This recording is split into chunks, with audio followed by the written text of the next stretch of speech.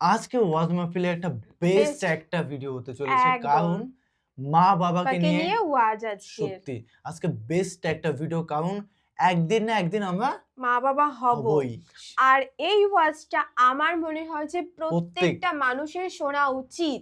একদম হ্যাঁ, ও একটা কথা বলেছে, আজকে মা বাবা আছে, কালকে কিন্তু আমরাও মা বাবা হব। হব তো এই ওয়াজগুলো প্রত্যেকটা মানুষের শোনা উচিত, একটা শিক্ষণীয় একটা একদম, ঘটনা। কারণ আমরা এখন যুবক এবং যুবতী আছে, হ্যাঁ, কিন্তু ক্ষেত্রে একদিন একদিন আমাদের সাথে আমরাও সেম হ্যাঁ মা বাবা হব, বৃদ্ধ হব। সত্যি মানে এটা হচ্ছে চলতেই আছে, এটা চলতেই থাকবে। তুমি যদি ভাবো যে তুমি যেমন আছো এইভাবেই চলবে সারা জীবন, তো এটা একদম, একদমই ভুল।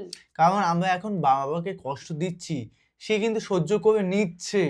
যতই আঘাত করি না কেন সহ্য করে নেবেই, হ্যাঁ, কিন্তু আদার্স পার্সনকে তুমি এক ঘা মারলে তোমাকে 10 ঘা মারবেই। তো যাই হোক না কেন, দেখবো বরিশালের বাস্তব ঘটনা। প্রবাসী ছেলে বুড়ো বুড়ো মা বাবাকে কষ্ট কষ্ট দেওয়ার দেওয়ার করুণ ঘটনা আপনার দিলকে নাড়িয়ে দেবে। মানে নাড়া দেবে। তো দেখবো A to Z ভিডিও, মানে বুঝতে পারছিস হ্যাঁ, কত একটা বেদনাদায়ক একটা ভিডিও, এবং মেইন ভিডিও তোমার ডিসক্রিপশন বক্সে পেয়ে যাবে, ওখান থেকে তোমরা চেক আউট করতে হ্যাঁ। পারো। আর আর একটা আমি কথা বলতে চাই ছোট, সেটা হচ্ছে দেখবে মা বাবা তার ছেলেকে কিন্তু সব থেকে বেশি ভালোবাসে। ধরো একটা তার ছেলেও আছে মেয়েও আছে, কিন্তু ছেলেকে কিন্তু বেশি ভালোবাসে হয়তো সবসময়। প্রকাশ করে না, হ্যাঁ, কিন্তু কিছু কিছু সময় প্রকাশও করে, কারণ তারা জানে যে বৃদ্ধ বয়সে তার ছেলেই তাদের খুঁটি হবে, বা ছেলে তার মা বাবাকে দেখবে, আর মেয়েকে বিয়ে দিলে তো সে চলে হ্যাঁ যাবে। হয়, কিন্তু হ্যাঁ, সেক্ষেত্রে একটা মানে একটা ছেলে তো ছেলেই হয়। হ্যাঁ, হ্যাঁ, তো তো সেটাই বলছিলাম। তো মা বাবা কিন্তু সবসময় একটা ছেলেকে বেশি ভালোবাসে। আর তখন যদি সেই ছেলেটা মা বাবার উপরে অত্যাচার করে, তার সেটা থেকে কিন্তু সহ্য করার না। একদম। তো যাই না কেন, দেখবো চ্যানেল যদি নতুন হয় তো চ্যানেলটি সাবস্ক্রাইব সাবস্ক্রাইব করে করে দেবে, দেবে, পাশে থাকা বেল আইকনটা টং টং করে করে বাজিয়ে বাজিয়ে দেবে, দেবে, একটা একটা লাইক লাইক করে করে দেবে। দেবে। আর মেইন ভিডিও ডেসক্রিপশন বক্সে লিংক পেয়ে যাবে, চেক আউট করে নিও। তো চলো আজকে ভিডিওটি শুরু শুরু করা করা যাক। যাক। মা বাবা গরিব মানুষ জায়গা জমি বিক্রি করে সৌদি আরব পাঠায় দিছে, যাও গা বাবা। সৌদি আরব যাওয়ার পরে একটানা 10 বছর ছিল, মা বাবার কোনো খবর নেয় নাই। মা বেঁচে আছে না মরে গেছে একটা বারের জন্য উকি মেরে দেখে নাই। খবর নেয় নাই। ওখানে থাইকা একটা মেয়ের পাল্লায় পইরা টেলিফোনে গোপনে বিবাহ করেছে, আর গোপনে গোপনে বাংলাদেশে আসে, শ্বশুর বাড়ি যায়, স্ত্রী নিয়ে মার্কেটে ঘুরে। ওই গ্রামে মা পড়ে আছে, একটা বারের জন্য উকি মারে না। ছি, শেষ সর্বশেষ যেই ঘটনাটা, যুবক হজ করার জন্য বাইতুল্লাহর চতুর্দিকে এহরামের কাপড় পরে লাব্বাইকের আওয়াজ দিতেছে, কলিজার ভিতরে শান্তি নাই। কেউ যদি মা বাবার সাথে সম্পর্ক খারাপ রাখে, আল্লাহর পক্ষ থেকে প্রথমে তার কলিজায় কোনো শান্তি থাকে না, কসম খোদার। আর যদি মা বাবার সাথে সম্পর্ক ভালো থাকে, হে যদি 13টাও বিয়ে করে, সে যদি ফাঁসির আসামিও হয়, হাসতে হাসতে জীবন কাটায়, আনন্দ আছে। আব্বা আম্মার সাথে গুড কালেকশন, এর চেয়ে বড় নিয়ামত কি হতে পারে? হে যুবক, তোমার ব্যবহারের কারণে তোমার মা বাবা গোপনে গোপনে কান্দে। কেন তুমি কান্দাও? তুমি কেমন সন্তান যে তোমার খারাপ চরিত্রের কারণে তোমার আব্বা আম্মা রাত্রিবেলা যায় না মাঝে আল্লাহর দরবারে সেজদায় পড়ে কান্দে? আব্দুল করিম যুবক দেখলো এতবার লাব্বাইকের আওয়াজ দেই, তারপরও তো শান্তি লাগতেছে না, কি হয়েছে? এবার জমজমের পানি দাঁড়াইয়া পান করার পরে তাকায়া দেখতে আছে মিশরের এক যুবক তার মারে ঘাড়ে কইরা লাব্বাইকের আওয়াজ দিতেছে। সুবহানাল্লাহ, এগুলো তো আমার চোখে দেখা। এক বুড়ি মা সন্তানের ঘাড়ের উপরে, আর সন্তান বাইতুল্লাহর চতুর্দিকে মাকে ঘাড়ে করে তওয়াফ করতেছে, আর বলতে আছে লাব্বাইক আল্লাহুম্মা লাব্বাইক, লাব্বাইক লা শারীকা লাক লাব্বাইক, ইন্নাল হামদা ওয়ান নি'মাতা লাক ওয়াল মুলকা লা শারীকা লাক লাব্বাইক। লাব্বাইকের আওয়াজ দেওয়ার পরে সন্তান এবার বলতে আছে, আল্লাহ আমি আমার মায়ের নিয়ে তাওয়াফ করতেছি, তুমি আমার মাকে মাফ করে দাও। এবার মা দোয়া করতে আছে, আল্লাহ যেই সন্তানের ঘাড়ের উপরে বইসা আমি তোমার ঘরে লাব্বাইকের আওয়াজ দিতেছি, তুমি আমার এই কলিজার টুকরা সন্তানটারেও মাফ করে দাও। আল্লাহু আকবার। আপনারা বাইতুল্লাহ গেলে দেখবেন অনেক বুড়ি বুড়ি মহিলারা দামেস্কে, ইয়ামেনের, আবিসিনিয়ায়, জর্দানের বুড়ি মানুষ সন্তানরা তওয়াফ করাইতেছে, আর বাইতুল্লাহর দিকে মা হাত তুইলা তুইলা বাচ্চার জন্য কান্দে। আল্লাহু আকবার। কি দৃশ্য দেখলে কলিজা ফেটে যায়। এবার এই যুবক হেরেমের সিঁড়ির গোড়ায় বয়া বয়া কান্দে। হবিগঞ্জের একজন আলেম ছিল, তিনি মারা গেছে। তিনি বলতে আছে, যুবক তুমি কেন কাঁদো, কি হয়েছে? বলে, হুজুর আমার বাড়ি তো বাংলাদেশে, শান্তি পাইতেছি না, অস্থির লাগতেছে। এবার প্রশ্ন করলো, আব্বা আম্মা কি বেঁচে আছে? বলে, আমার আব্বা নাই, শুধু মা বেঁচে আছে শুনছি, অনেকদিন কোনো দেখা সাক্ষাৎ নাই। ওই আলেম বলল, কপাল পোড়া সন্তান, জানো না কেউ যদি মা বাবার সাথে খারাপ আচরণ করে, সম্পর্ক নষ্ট করে, মৃত্যুর আগে জবানে কালেমা আসবে না, ভিতরে শাস্তি পাওয়া লাগবে, মরার পরেও শাস্তি আবার রেডি আছে। তোর মায়ের সাথে কালেকশন কেমন? বলে, হুজুর খুব খারাপ, আমি কেন জানি নষ্ট হয়ে গেছি, মেয়েদের পাল্লায় পড়ে। ওই আলেম বলল, হজ করা লাগবে না, তাড়াতাড়ি ভিসা কইরা বাড়ি যা, টিকিট কাইটা। এই যুবক আব্দুল করিম নাম, বাড়ি হলো বরিশাল বাকেরগঞ্জে। ওখান থেকে টিকিট কেটে বাংলাদেশে আসলো। 10 বছর পরে গ্রামে গিয়ে দেখতে আছে কাউকে পরিচিত মনে হয় না। রাস্তাঘাটের পরিবর্তন, ঘর বাড়ির পরিবর্তন। বাড়ির কাছে একটা দোকান ছিল, দোকানের কাছে গিয়ে দেখলো দোকানদারও তো বুড়া হয়ে গেছে। দাঁড়ায় বলতে আছে, আপনি কি আমারে চিনেন? বলে, না চিনি না। 10 বছর পর কেমনে চিনবে? এবার পরিচয় দিল, আমি হলাম আব্দুস সত্তার মেয়ার বড় সন্তান। দোকানদার তাকাইয়াস, বলো কি তুমি? বলে, হ্যাঁ আমি হলাম আব্দুস সত্তার সাহেবের বড় সন্তান। তোমার বাপ না জমি বিক্রি করে তোমার সৌদি আরব পাঠাইছে? বলে, হ্যাঁ। তোমার আব্বা তো শেষ বয়সে স্ট্রোক করে প্যারালাইজ হয়ে বিছানায় পড়েছিল প্রায় 5 থেকে 6 বছর, কামাই করতে পারে না।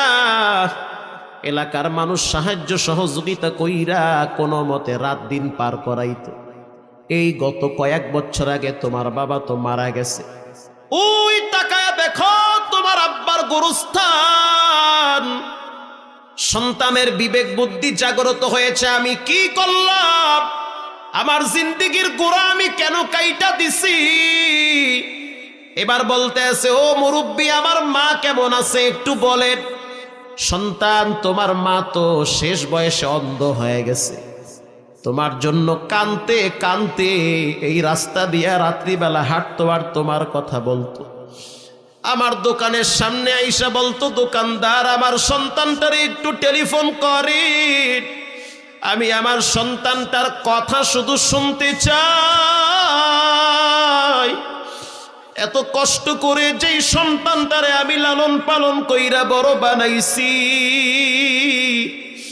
নিজে মুরগির ডিম খাই নাই, মুরগির ডিম বিক্রি করে টাকা জমা করছি, গরুর দুধ বিক্রি কইরা টাকা জমা কইরা রাখছি আমার সন্তানের জন্য। গরু ছিল 2-3টা, তাও ওর বাবাই বিক্রি কইরা টাকাগুলা জমা কইরা বাড়ির ভিতরের জায়গা বিক্রি কইরা সৌদি আরব পাঠাইছে, সৌদি আরব পাঠাইছি। একটু টেলিফোনে বলেন আমার সন্তানটার খবর কেমন আছে। আমি তোমার মাকে বলছি, তোমার সন্তানের সাথে আমার দেখাও হয় না, কথাও হয় না, নাম্বারও নাই, ওই দেশে কোনো যোগাযোগ হয় না। তোমার মায়ের মাঝে মাঝে দেখতাম মসজিদের পিছনে দাঁড়াইয়া দাঁড়াইয়া মসজিদের পিলার ধইরা চোখের পানি চাইরা কাঁদতো আর বলতো, আল্লাহ এই না তোমার ঘর, তুমি আমার সন্তানটাকে আমার দিকে ফিরাইয়া দাও। অনেক কান্নাকাটি তোমার মা করেছে। এখন তোমার মায়ের কি অবস্থা গিয়া দেখো, অন্ধ হয়ে ঘরে পড়ে আছে। প্রিয় ভাইয়েরা আমার, গতকালকে দেখলাম এক মা কোর্টে গেছে, ছেলে মেয়েদের বিরুদ্ধে মামলা দিছে। কেন? কয় ছেলে মেয়েরা আমারে মারে, পুলিশ ওদেরকে ছাইরেন না, ওরা যদি জামিন পায় তো আমাকে আবার মারবে। এটা কেমন সন্তান যেই মায়ের পেটে থাইকা এত কষ্ট দিয়া দুনিয়াতে আসলো, মা রাত জেগে জেগে খাবার খাওয়াইলো, বাতাস করলো, মায়ের জীবনের কথা ভাবে নাই, বাচ্চার কথা চিন্তা কইরা মা ঠান্ডা পানি দিয়া গোসল করে না, কারণ বাচ্চা ঠান্ডা খাবে। আজকে সেই মায়ের শরীরে আঘাত করে সন্তান, এর চেয়ে দুঃখের বিষয় কি হতে পারে? এবারে আব্দুল করিম যুবক বাখেরগঞ্জে বাড়ি, হাঁটতে হাঁটতে হাঁটতে হাঁটতে বাড়িতে চলে গেছে। ঘর বাড়ি জীর্ণ শীর্ণ, ভাঙ্গা তাল পাতার ঘর। ঘরের দরওয়াজার সামনে গিয়া দেখলো তাল পাতা দিয়া বেড়া দেওয়া দরওয়াজা। পিছনে দাঁড়ায়া ডাক দিয়েছে, ও মা! এক ডাক দেওয়ার সাথে সাথে মা পাগলের মতো ঘর থেকে হাঁটাইতে হাঁটাইতে বাহিরে বের হয়ে গেছে। আর বলতে আছে, তুই কি আমার আব্দুল করিম? বলে, হা মা। আয় ঘরের ভিতরে আয়। 10টা বছর তোরে আমি দেখি না, তোর জন্য কানতে কানতে আমি অন্ধ হয়ে গেছি, চোখের পাওয়ার কমে গিয়েছে, চিকিৎসা করতে পারি নাই, কারণ টাকা নাই। এবার সন্তান আইসা মায়ের পাটা জড়ায় ধইরা বলল, মা, আমার বিবেক বুদ্ধি নষ্ট হয়ে গেছে, মেয়েদের পাল্লায় পড়ে, আমাকে ক্ষমা করে দাও। মা বলতে আছে, বাজান, কোনো কষ্ট নাই, তুই যে আমাকে মা বলে ডাক দিলি, সব মাফ করে দিয়েছি, সব মাফ করে দিয়ে। এখানে যাদের বাবা আছে, গোপনে আসতে বাবার পা ধইরা ক্ষমা চায়া নিয়েন। আর যদি এখানে বসা থাকে, কাছে গিয়ে একটু হাত ধইরা মাপ চান, যে আব্বা মাফ করে দিয়ে না আমারে। এতটুকুন বললেও তো আব্বায় মাফ করে দিবে। যদি বাপ না থাকে, আপন ভাই যাদের বসা আছে, কাছে গিয়ে একটু মাপ চান। বড় ভাইয়ের শরীর থেকে বাবার ঘেরান আসে রে যুবক। আব্বা আম্মা এমন এক সম্পদ, এখন বেঁচে আছে, মূল্যায়ন করো, মইরা গেলে কান্দা পাবা না। গোপনে ঘরে গিয়া চুপচাপ মায়ের পাটা ধইরা মাপ চায়া নিও। আল্লাহ পাক কোরআনে বলেন, ওয়াহনান আলা ওয়াহাদি ওয়া ফিসল, কষ্টের পর কষ্ট তোমার মা তোমার জন্য করেছে রে ভাইরা আমার। এজন্য মা বাবার সাথে জীবনে আর কেউ বেয়াদবি করব না, আব্বা আম্মার চোখের পানি ঝরাবো না, আর কখনোই মা বাবার সাথে দুর্ব্যবহার করব না। মা বাবার কবরের পাশে একটু দাঁড়ায় দোয়া করব। জীবনে নামাজ ছাড়বো না, হারাম খাবো না, আব্বা আম্মার হক নষ্ট করব না। দিলটা যদি সহি থাকে, তওবার নিয়াইতে 2টা হাত আল্লাহকে দেখায়া দাও। তুমি দুনিয়াতে আসছো তোমার আব্বা আম্মার মাধ্যমে। ওয়াসাইনাল ইনসান বিওয়ালিদাই, এখানে আল্লাহ মায়ের কথা বলছেন। ও দুনিয়ার সন্তানেরা, খবরদার খবরদার, মা বাবার সাথে বেয়াদবি করবা না। রহমতের ডানা বিছায়া দাও, মায়ের চেহারার দিকে তাকাও।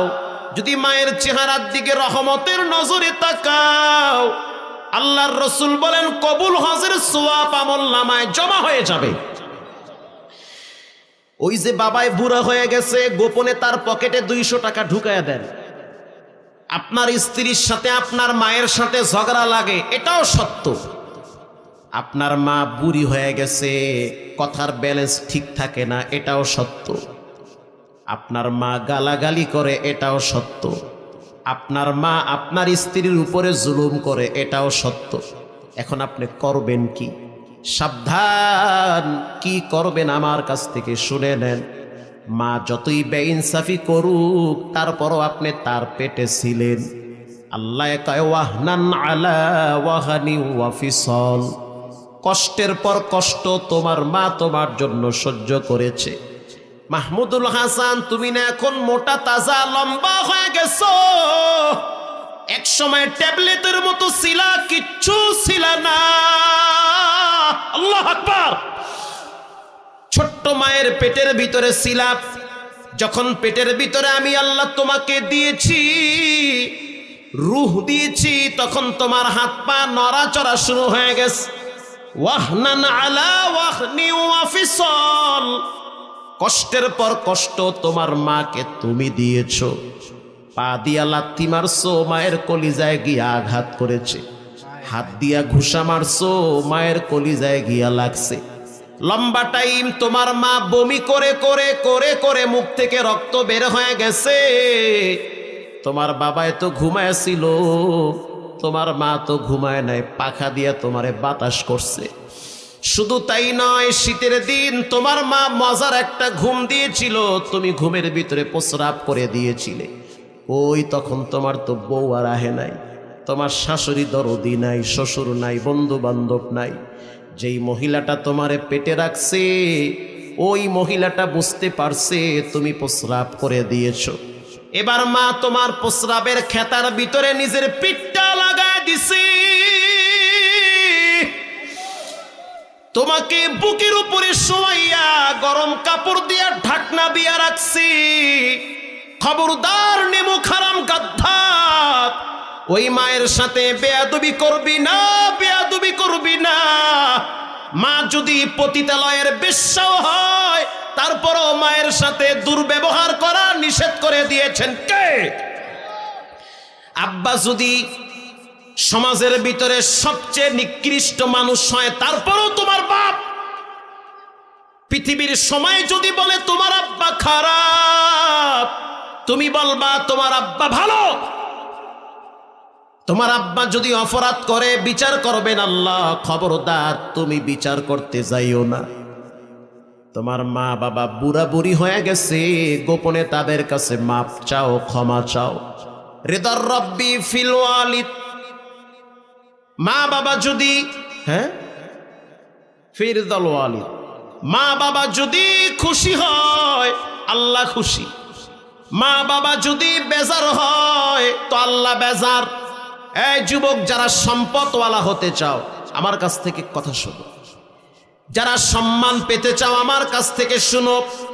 বউ চলে গেলে বউ পাওয়া যায়, একবার মা যদি 5 কাপড়ের প্যাকেট হয়, জীবনে আর কোনোদিন তাকে আর সামনে আনতে পারবে না।